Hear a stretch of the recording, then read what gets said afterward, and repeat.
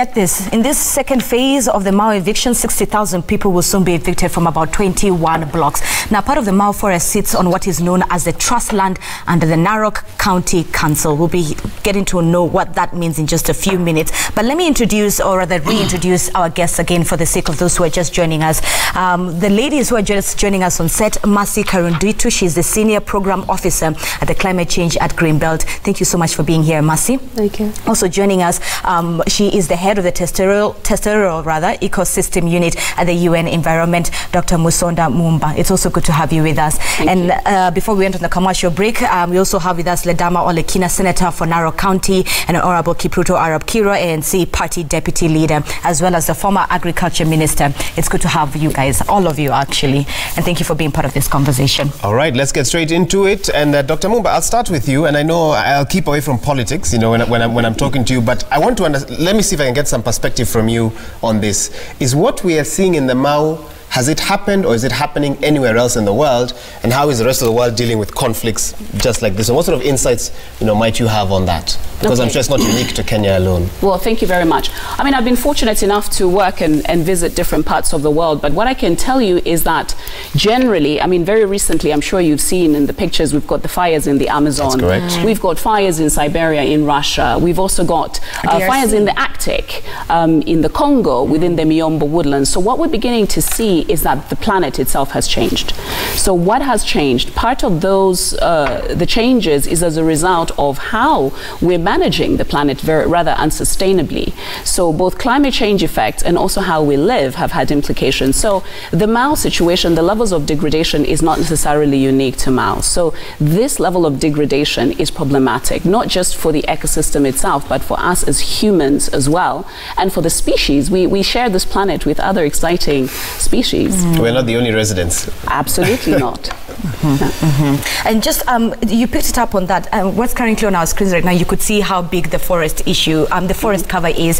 But that brings me to my next question. As much as we're cutting down our forest, the forest has declined from about 54,000 hectares. This is about in 1990, to give perspective, all the way down to about 21,740 hectares in 2016. So that's how much of the forest we've managed to sort of bring down. How is this going to affect Kenya's climate?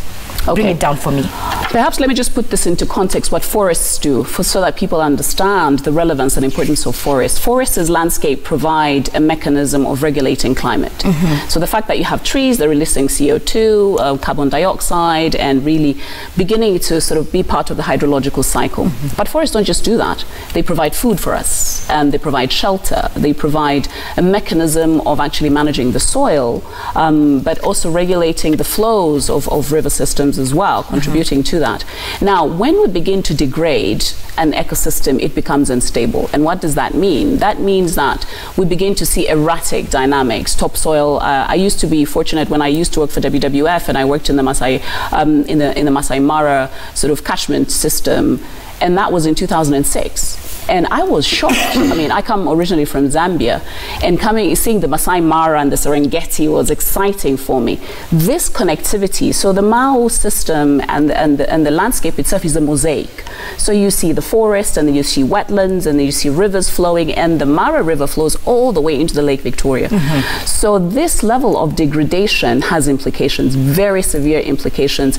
And really, you can see, if anybody who has a smartphone goes onto Google Earth, you can Google that and really see the changes over time. And that's why for us as the UN, we're a science-based institution. We need to have credible science to begin to show and explain to you that these changes have severe implications collectively. Right. Okay. And Mercy, before we bring you in, I want to pick up something from there. Honorable Kira also, who joins us for this conversation, who continues with us, rather, for this particular conversation. So she's helped us with a nice background of why conservation is important and the impact of forests on our environment. But nevertheless, the discussion right now is also about the eviction of those who've been living within that forest as well. I want to get your thoughts on whether you agree with the manner in which it has been done. For example, we know that settlers had been given a 60-day window period to start leaving. We've also heard that there was talk about compensation, which now, Keriako Tobiko at some point had said no compensation is happening. Is there a possibility of finding a middle ground on this whole Mau discussion? Yeah, to begin with, I think for all of us, the answer to the question whether Mau is suffering The answer is yes. And beyond yes is that we need to categorize the settlers that we have in Mau. There are those who are illegal, those who are legal, and those who have irregular titles. And those who might have gotten themselves into the Mau without any of the three categories. Now, where we are today, as a responsible government, we need to look for a solution. And the solution lies in a cabinet paper that is outlining the ministers who are going to be responsible.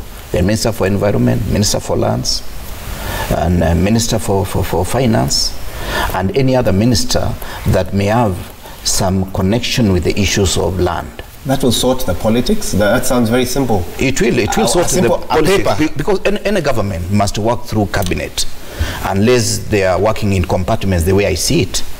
Because I would have expected also Minister for Interior to be involved, so that a cabinet paper outlines, first do an audit of the Mau, who are irregular, who are invaders. Are there invaders in Mau? That is the first category to flash out. Are there people with semblance of title? Whether it is genuine, whether it's not genuine, we must do an audit of that. How many people are in Mau? If there are 15 schools, who build these schools? Once we do an audit of all that, then we say, how are we going to suffer the consequence of allowing these bad manners to pervade our atmosphere since 1973? Mau did not start yesterday. Now, what do we do? The government must spend of necessity so that people with genuine titles are resettled elsewhere. Those who may have gotten themselves in a crossfire, where I'm allocated land, then I sell it to Mercy here, and Mercy finds himself in crossfire, then we have to look for a way of settling Mercy without necessarily affecting the ecosystem of Mau. That is a responsible government, because there are legal issues, there are moral issues, and there are also political issues, and we must look at all these issues in totality. Otherwise, we are evading the question.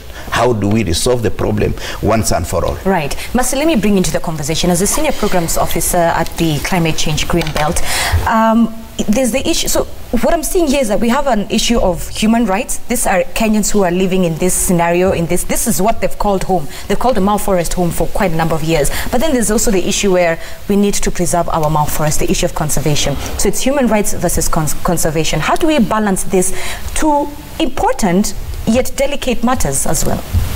Thank you. Listening to my colleagues talk about the issues that are on the table right now, it's a very delicate situation. But for me, coming from the Green Belt movement, we always put conservation first, and the welfare of the nation and the welfare of the people before everything else. Okay. We cannot compromise the fact that the Mau is an ecosystem, supports this country economically, supports the people of Kenya socially, and it's a source of the water that is serving the wild beast migration along the Mara. It supports the lake Natron in Tanzania, where the flamingos do breeding, and then they come back to our country. We cannot ignore the fact that the Mau supports Lake Nakuru. It supports Lake Victoria. But we also can't ignore that this is home for a number of Kenyans. It is home for a number of Kenyans. But for us to resolve the issue around Mau, we have to do it when people are out of the ecosystem. So we have to, that's the only way forward. We have to protect our water towers.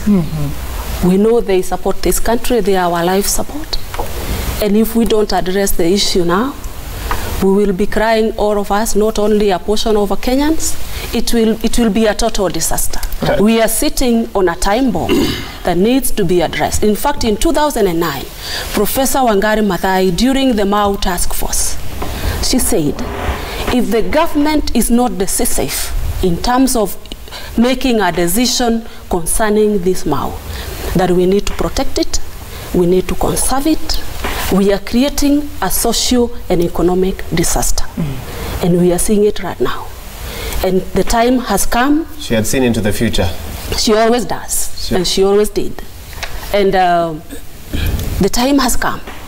We are always hesitant to get people out because of the many crises that arise out of that. But I believe, as an organization, that we have to discuss the issue about Mau, about any other ecosystem in Kenya when people are out. Right. Yeah. And let me bring in the Senator. Senator Ledama, you are the Senator for Narok County. This is within literally your backyard. Help us, number one, understand what it is when we refer to part of the Mau Forest as Trustland under the Narok County Council. Okay. Thank you very much for that question. I think it is imperative for people to know that before we went into the devolved system of government, the county council had sort of like the mandate to manage the entire resources of a district, or rather of a county, which is later on became a county. Narok County Council was one of the richest county councils in Kenya. And when our fathers discovered that the Mau ecosystem, and particularly the Masai Mau area, was a source of many rivers. It is the one which was feeding all our rivers. It is the one which was feeding Masai Mara River. They decided to set that land aside as a catchment area so that it can be able to feed the rest of the world. Right. So being part of the trust, because when you look at the entire ecosystem of the Mau forest, it is quite expansive. There are about 22 blocks. So part of this block, which is called the Masai Mau, part of it was was carved out as a trust land, but under the jurisdictions of the Narok County Council. During that time, and history is very, very important, you know, we were during the Moi era where permanent secretaries were very, very powerful. I remember one, Zakayo Cheriot, who allocated himself 10,000 acres of land there. There was another one called Chelugei, who allocated himself 5,000 acres of land there. So what did people do? Because that part was considered as a trust land, and they had sort of in cahoot with the Narok County Council then, people started coming in. You know, settlers started coming in. Illegal settlers started coming in. In fact, right now, Zakayo Cheriot cannot dare go to his 10,000 acres land. Or Chelugei cannot go to his 5,000 acres land. Because when he goes there, the people who are there are ups in arms. You know, this is our land, this is our land. All right. But the fact remains that even the people who live there, you know, they live there really as squatters, you know. So when we decided that this is our land, we are going to preserve it. And in fact, in Narok County, it is not only the Mau, the Masai Mau, which was set out as a trust land. In Olokurto, we have the sheep and goat ranch, which is set out as a trust land also to support that community. We also have, even in Narok town, where the current administration was trying to set up a town, it was also land which was preserved for future generation, to be used by the future generation. So really, what happened then, when the other blocks were being gazetted as forest, there's no way they could be able to gazette this part as a forest because it was under the jurisdictions of Narok County Council. Okay. But that doesn't say, because it's a trust land under the jurisdiction of Narok County Council, anyone has a right to come in. Because yesterday when I had Johanna Ngeno, yes, the honorable member from Emurwediker, his argument was like, this is our land, you know, this is our land. And if you actually go down into history, and my brother here would agree with me, Moi invited a lot of the Kipsigis into Narok. You know, the Ntutu family invited a lot of Kipsigis into Narok, but none of them were told to ever go to the Mau forest. Okay. Or to the Masai Mau catchment. Okay. I think you've given us some good history on this, but you know, Kericho Governor Paul Chepkoni, and you can tell me this in 1 minute, said, it is important to conserve the Mau forest, but it is also important to trace the root cause of the encroachment. There are several people who are conned into buying these pieces of land. It's not fair to call the title deeds they have just paper. Right. How do you respond to that in 1 minute? I mean, in 30 seconds. There's one Maasai man called Selunye, who, when you actually go and look at some of those title deeds that these people who allegedly bought land, it is a photocopy of one title deed. There are 291 titles under the name of, I think, Daniel or David Selunye. Where, when this guy, and that's what I'm saying, some of our leaders or some of our landowners before belong to jail now. Because they were very scrupulous, such that they would take a title deed, make a photocopy, so when you come in and buy it, you are given a photocopy. Then the illegal settlers will come and they'll tell you, how much money do you have? I have 200,000. So you are given land worth 200,000, you are given a title deed, go make a photocopy. This is yours. you know. So that is where all this illegality came in. Okay. And then the most important, even out of these 291 titles, yes, they are not from the original group ranches. They were from the illegal expanded group ranch. Okay, okay. Thank you for that. Let's bring in Dr. Mumba also. Tell us this, what is the state of our other water towers? As we focus on the Mao, do you have an idea of how are we doing as a country, generally? Our water towers across Kenya? Yes. I mean, the water towers across Kenya, a number of them have been quite degraded. And so what is challenging right now is how the Kenyan government, whom we've been speaking with as UN Environment, on how we re-green Kenya. And His Excellency Honorable Uhuru Kenyatta made a commitment when we had the UN Environment Assembly in March in Nairobi, where he said we have to restore our ecosystems. And also part of this commitment is part of what is called the UN Decade on Ecosystem Restoration. This was passed as a UN General Assembly resolution on the 1st of March, and we're leading it together with FAO. So the status of these water towers, I mean, Nairobi cannot exist without the Aberdares. And I think people need to understand that our waters are coming from a water tower. In Mount Kenya, we look at Mount Kenya, the glaciers of Mount Kenya have totally almost, you know, totally decimated, and they've declined. What does that mean? What are the implications for the Tana River that flows all the way to the sea? So these dynamics are really something that we have to bring to a conversation, and we're in discussions with CS Tobacco to really have a conversation about how we restore these spaces. But restoration is not about just the government doing something, it's a collective effort. What are people doing? How can you be involved? Even schools. And I think what was wonderful is that, you know, Honorable Tobacco even mentioned schools should have trees, tree nurseries. Our wetlands should be restored. And people, I mean, just listening to you, Honorable Ledama, the systems that have existed traditionally in our cultural spaces. When elders or communities have set aside land, they knew why they set aside that land. It was a headwater. I mean, in my community, we had Umushitu, which is called Umsitu in Kiswahili. Umushitu was a place where no one was allowed. It was a sacred space. It was a sacred grove. However, I just want to pick up a little bit on Mercy's point. A number of these communities, I mean, a number of indigenous people communities, the Maasai, the Ogieks, have lived and existed in harmony. Right. And this is really something that we've been discussing within the UN system, the role of indigenous peoples and their role in conserving that. And that's been really, really important.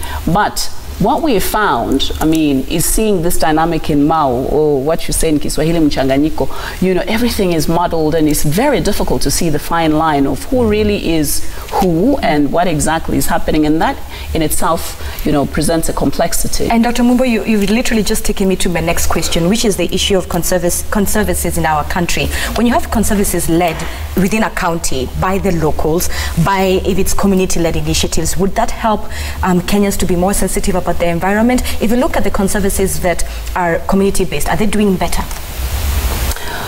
A bit of both, yes or no. Because we have to remember that part of it should also be governed within the sort of the land, the law of the land. So when we have land systems and when we have rules and when we have laws around management, that's important. I think that traditionally, a lot of communities, not just in Kenya, across Africa, there have been mechanisms and systems. And this information has been transferred from one generation to the next, one generation to, I mean, look at the kayas in Mombasa. You know, these are part of the headwaters of the waters as they buffer towards the sea. This is the sediment that goes all the way to the mangroves. The Kaya community has a cluster of elders. There's conversation happening. You cannot cut here. You cannot grow anything here. You cannot live here. There are rules within this traditional structure. On top of that comes in the law of the land. I mean, Mombasa is a tourist destination, and everybody, you know, wants to have a nice hotel and all of that. So how do you then have a cushion to say you cannot build a hotel on this part of the land? That's where now the sort of, you know, government jurisdiction comes in. And I think it's important to also note that a number of natural conservancies have existed really in harmony with nature. And sometimes it's just, you know, the complexity of humanity. We want to take everything and use everything rather unsustainably, and there's a price to that. There's a price to that. Honorable Kirwa, let's also bring you in. I can see you're furiously scribbling on that notepad, and you can give us some of your thoughts. Even as you reflect on this headline on the Daily Nation, Rift Valley leaders lay the trap for Uhuru. The politics in this is something you cannot run away from, and I just want to get your thoughts on that, even as you respond to what the other panelists had to say. Yes, Dr. Mumba has taken away some of my points. You can cancel them on the next part. Yes, but let me say the following. It is true that some leaders allocated themselves land, even on the section that was legally allocated by the government, and the forest sort of degazetted. And those leaders are the ones who sold some of the parcels of land to some of the individuals now suffering. That is where the problem is. Therefore, I still continue saying we need a stakeholders meeting led by a cabinet paper, and the stakeholders will include the people of Narok, the people of, and the people who are said to be in the forest. In that stakeholders meeting, we need to do a clear audit of who deserves to have a piece of land. Is it possible for us to divorce politics out of the Mao issue? The only way we can divorce politics is for the president and his deputy to take the leadership role to ensure that this cabinet paper is properly structured and is not going to be done on blame game. Otherwise, we are running away from the reality. Number two, the forest cover is being decimated. At independence, it was about 10%. Now we are talking about between 7 and 8. And the consumption of our forest is so high, whether it is the natural indigenous forest or the commercial forest. Therefore, we need to increase our forest cover. And there are a number of ways, like what Dr. Mumba said, schools. We need to involve every school, like we used to have what we are calling 4K club, so that every student is inculcated at early age on the need to love trees and to ensure that trees become part of them. Also in agroforestry, where we deliberately encourage farmers to ensure that their farming as some kind of component of some trees which are friendly to the plants that they grow in they raise in their piece of land. In that way, we are going to ensure that there is more forest cover than is the case before. Public places, including road reserves. I would imagine if you were to do road reserves from here to Kitale or all the way to Malaba, from Mombasa to Malaba, and you ensure that you carefully do even 2 rows of trees on road reserves, you will have more trees planted than what we are doing currently. And also public places in towns. We need to set aside public places so that not every space is a space for concrete. Right. In that way, we'll be assisting our people. And also, we need wetlands to be conserved. What is happening now is that in the name of vegetables, in the name of certain duma and other vegetables, we are now encroaching on the wetlands. We need to have plants which are friendly to the wetlands so that you retain the water. Plants like bamboo acts as dams, so that they dam on the riparian side, they dam upstream, and they ensure that because their root system is so strong, they also reduce the flow under the soil into the waterways, such that for 6 months that water can still be dammed under the soil to ensure that they recharge the rivers through the year. But when you allow a lot of surface runoff to get into the river, you cause floods, and within 2 days the rivers are dry. Right. We need to take a quick commercial break, but we'll come back and get responses from Senator Ledama and also get Mercy's thoughts. I'm quite curious to hear how it is, how much the conservation contributes to the country's GDP. We hear from Mercy as well as Dr. Kipruto on that specific one. Nevertheless, I'm not a doctor. I'm still a student. You're still a student? Yes. All right, no problem. Let's take a look at some of the feedback that has been coming through our SMS line as well as our Twitter handle. Okay, this is what we have. Sir Nixon Dugira from Kinaruma says, one time a Kenyan politician said, trees do not make rain, rain comes from above.